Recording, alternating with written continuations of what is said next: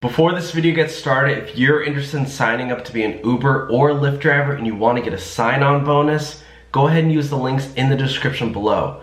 Or if you signed up for Uber and you forgot to use a referral code when you did sign up, there's a way to retroactively apply a referral bonus to your account. And the instructions for that will also be in the description below. Hey everyone, how's it going? Welcome back to the Rideshare Hub. My name is Dylan and thank you so much for coming by. The Rideshare Hub is a channel for Uber and Lyft drivers as well as food delivery drivers. So if you're interested and if you don't want to miss another video, make sure to subscribe. Give this video a huge thumbs up before we get started. This video is a little bit different. Most of my videos I like to focus on like tips and tricks and stuff, but this is more of a learning experience that I wanted to share with you guys. It is a horrible thing that I hope none of you ever have to go through. I unfortunately did have to go through this and I did learn from my mistake. So yeah, it's not good. Nobody likes getting tickets. Nobody likes you know, having to pay tickets at all, getting into accidents, whatever the case might be. Anytime, like, I know for me, I've gotten into a couple like accidents where it's not even my fault, or like getting a parking ticket. Every time that's like anything, I get super stressed out at the beginning, and then, you know, after a while I realize it's gonna be okay. But basically this video is a warning video to any drivers, Uber, Lyft drivers, even food delivery drivers, actually anybody working in the gig economy. This is a warning video for you guys because yeah, I had to go through this. I actually made a video this actually did happen like several months ago, and I've been meaning to make a video on this, but I just forgot. I made a video a while ago called the reasons I stopped driving for Uber and Lyft. This was basically the reason why. And you know, I started driving again. So you know, but at that time I stopped because it was such a traumatic experience. But basically what happened was I picked up a passenger. This was like a really interesting ride, but I'll try to keep it as short as possible and then basically tell you exactly what happened and then how you guys can avoid this. Because I actually don't know if I handled it in the best way ever. But yeah. Okay. I think this was a Thursday. So I think this was like a Wednesday or a Thursday weekday. Yeah, it was like a Wednesday. So at the time I was working at a school during the day. I won't go into, you know, specifics on that, but I did work at a school. And then after I got off work at the school, I would drive for Lyft. So I would do both. Right now I don't really do that anymore because yeah, but when I first started out, that's what I would do. I worked my school job, I worked at Nike, and then I also drove for Lyft. So I was doing like three things.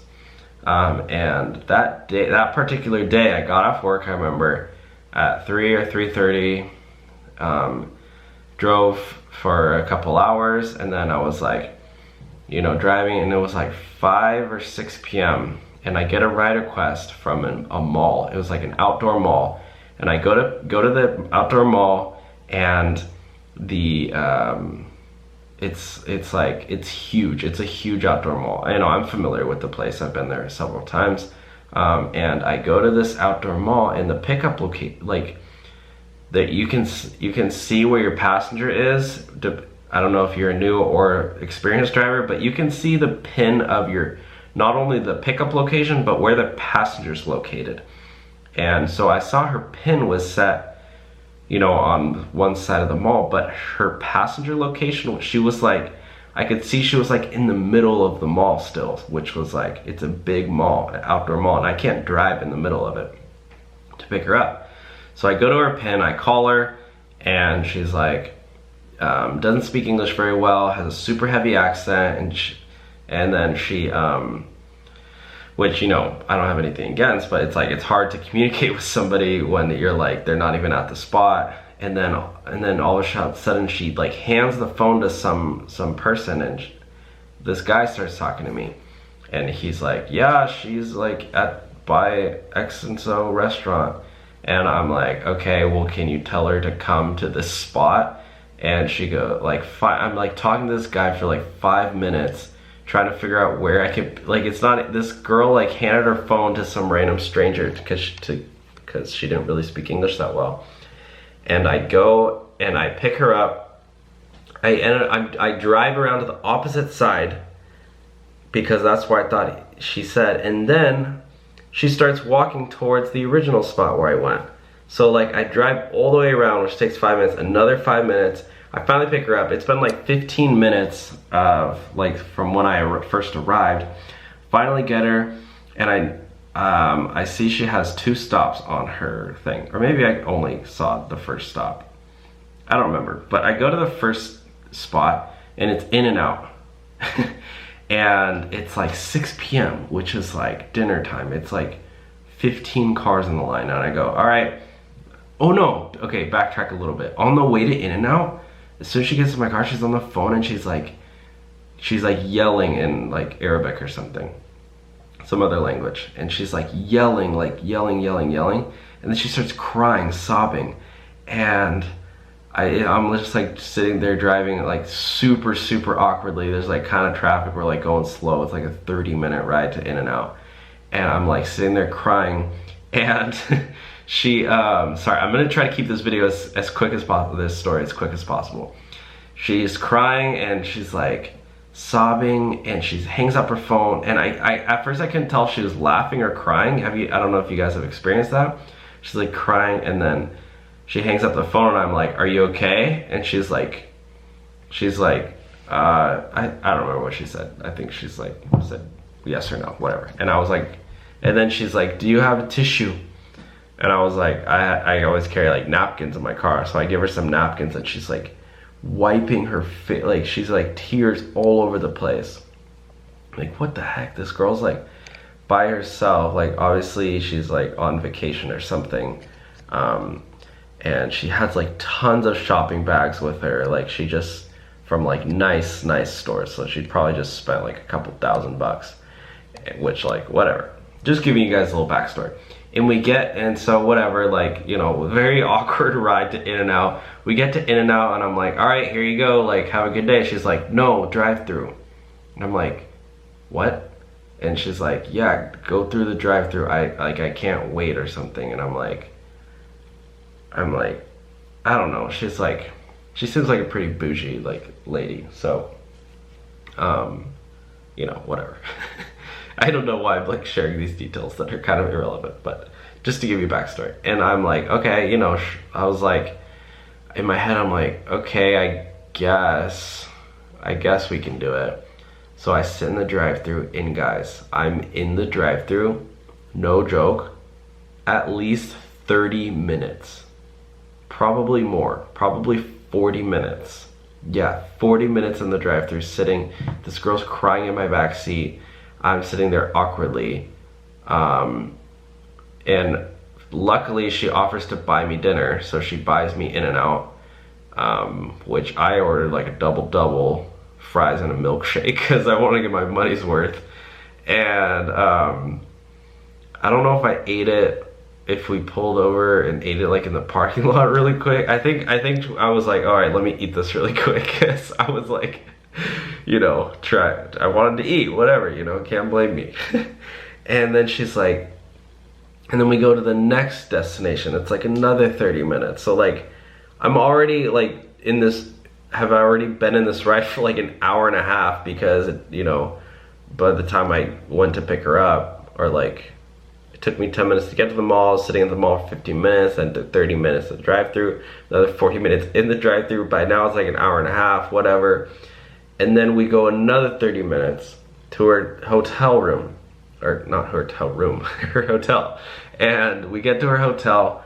Oh yeah, and on the way she's asking me, she's like, we start actually talking, like kind of becoming friends on the way to her hotel, and she's like, she told me, she's like, her husband's like in I don't know, some other state in the United States, and she's like fighting with her husband or her fiance. I think it was her fiance or something, and she's like, oh, he's supposed to like help me pay for my room or something, and I don't know. And then she's like, do you know a place in Los Angeles to stay in a hotel? And I'm like, I mean, not really, because we're like, I don't know, a nearby town. And so, oh yeah, and she's like, do you know a place? And I'm in LA, I like hotels, and I was like, not really, but I can like look up some places if you want and like recommend you some like hotels that like are in good areas. She's like, yes, I want a nice hotel. She's like, I don't want a cheap hotel, like, because there's like Motel 6s and stuff. She wanted to like stay in like a Marriott or something. So I'm like telling her, I'm like looking up, I'm like at her hotel, looking up, not her hotel room, like downstairs in like the valet area of her previous hotel. I'm looking up new hotels in Los Angeles. Like, I'm like, this is not my job, but whatever, I'm doing this. And I'm looking up hotels, and I'm like, we finally found a place. And she's like, here, put it in. And I'm typing in her credit card information, booking her hotel room, which is like probably not the smartest idea, but I'm doing that. And I finally book her hotel room, and then I'm thinking in my head, okay, should I just offer to drive her there? Cause like, that's an extra like hour drive. And I'm thinking like, okay, that's like good money. So like, whatever. So I'm like, hey, all right, do you want me to drive you there? She's like, oh my gosh, no way, like that would be so nice. So we go there and we drive there, and it's like an hour-long drive. We're actually like kind of like talking like friends on the way there, even though she like doesn't speak English that well. And we're talking, and she's like, we're going there, and basically that whole story, sorry guys, but that whole story was kind of irrelevant. I just wanted to give you guys the whole like experience. But like, on my way to literally I get off the exit in LA to get to her hotel room. I get out and I'm turning, and I don't know what happened. It's like a yellow light, and the light turns red, and I just go for it because like whatever, it was like yellow, and I go on the yellow light, and while I'm turning right, the light turns red, and I get a camera flash ticket. I see a camera flash, and the girl in the back seat's like, whoa, and I'm like thinking like in my head, I'm like, oh whatever, it's no big deal, this is LA, like you don't have to pay those things anyway, those are just like camera tickets, whatever.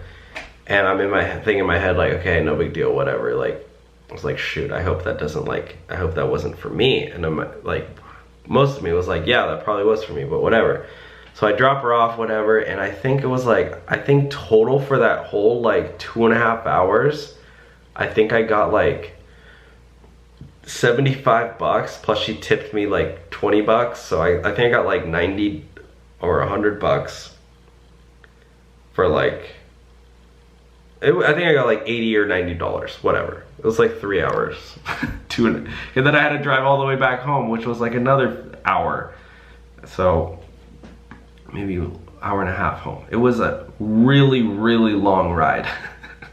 And I got like $80 for it, which like is not that great. I mean, I could make a lot more if I was actually picking up other people and not sitting in the drive-thru for so long. But I did get free in and out. But anyways, yeah, so like whatever, you know, a couple weeks go by, you know, I'm driving, whatever, and then all of a sudden I get a check in the mail, or a letter in the mail, and I know it's the camera ticket, and I'm like, shoot. I open it up, guys. I open up this camera ticket thing. It was $550 ticket to pay this. It's no turning on a right, or no, it was technically running a red light. That was what they dinged me for, and all I literally did was turn right on a yellow, and it turned red. And yeah, that's like technically illegal, but like, you know, whatever. So But when I entered into the lane, it was yellow. So like, I don't know, but whatever. So I got a camera flash ticket in 550 bucks plus traffic school. I have to go to I have to pay $550 plus traffic school. And I was like, are you joking me? Like, that was the worst. I basically wasted 3 hours. And on top of that, I have to spend another 550 bucks plus traffic school.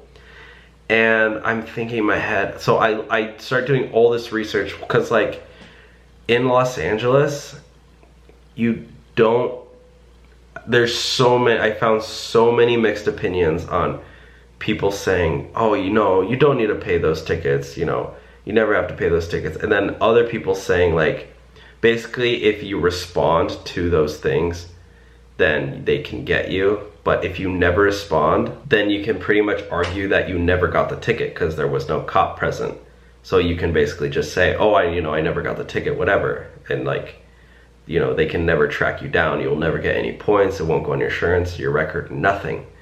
I found so many mixed articles, and most of them were saying don't pay it, whatever, you'll be fine. And then like 10% of the articles I found were like, just do it, it's better safe than sorry. You don't want this like tracking down, because like even if you miss the deadline, like the payment like doubles.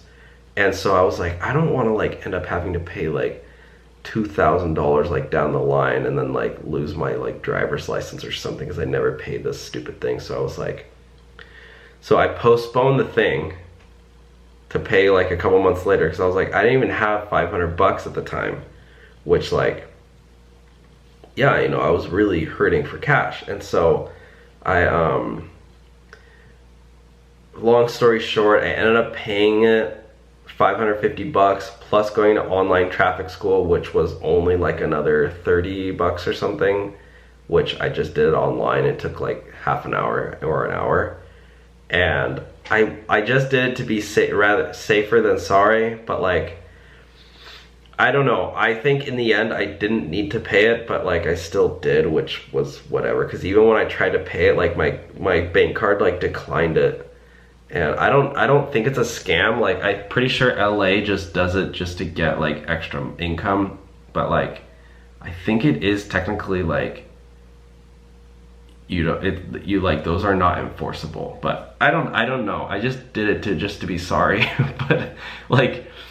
Most of my friends were saying like, oh, don't worry about it. Like even like grown-ups were saying like, oh, you don't need to pay those things. But in the end, I said, you know what, rather be safer than sorry. So, but yeah, honestly, since then I have driven so much more cautiously because every single time, especially in LA, but even in other areas like cities too, like if you drive in Washington DC or like New York or Chicago, Atlanta, there's places like, or in LA,